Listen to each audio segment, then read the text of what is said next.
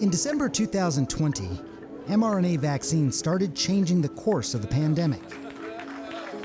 At the same time, that same technology was possibly changing Barbara Brigham's life in an entirely different way. She said, I just want you to know that you have pancreatic cancer. Pancreatic cancer is one of the most aggressive forms of the disease. And that motivates Dr. Vinod Balachandran at Memorial Sloan Kettering to find a cure for it.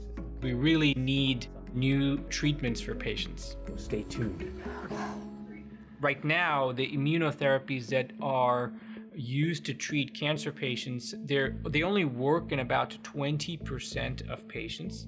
So about 80% of the time, the current immunotherapies are not very effective. So Dr. Balachandran teamed up with BioNTech. You may remember them as a developer of an mRNA COVID-19 vaccine.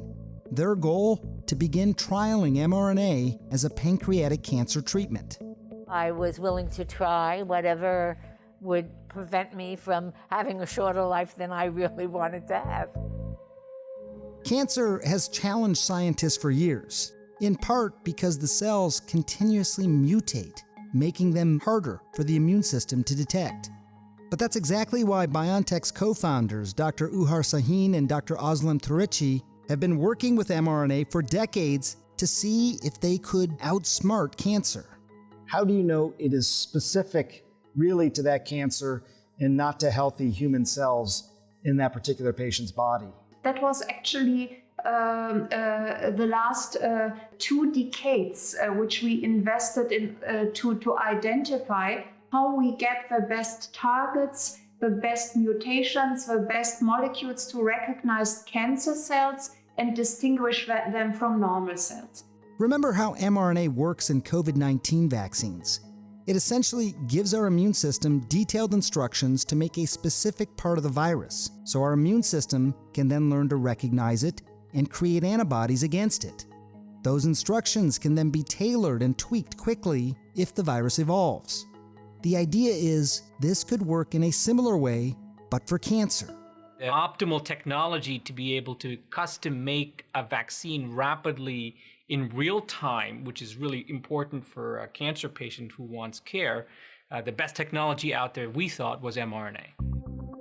Let me explain how this worked for Barbara. Doctors first removed her tumor, and a sample of it was flown almost 4,000 miles to BioNTech's headquarters in Germany. What we do is we sequence the tumor, the DNA from the tumor, and identify the mutations by comparing the DNA from the tumor with the DNA from the blood, because the blood is non-mutated, and then you can see, oh, at that position there's a mutation. The next step involves using a computer algorithm to figure out which of those mutations should become targets for the vaccine, the ones that Barbara's immune system will recognize and then deploy T cells to fight against.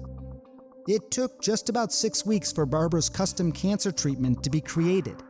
And once it made it back over the Atlantic, the first vaccine dose was infused into her blood. That was December 15th, 2020, around the same time the mRNA vaccines for COVID became available. Along with her standard chemo and immunotherapy, Barbara has received 9 mRNA vaccinations. And she says everything is so far, so good. I had one last immuno last September, of which I also had a CAT scan at that time, and it was negative for pancreatic cancer. And everybody is celebrating. But whatever time I have, it's given me more time to enjoy my grandchildren and my children and my life.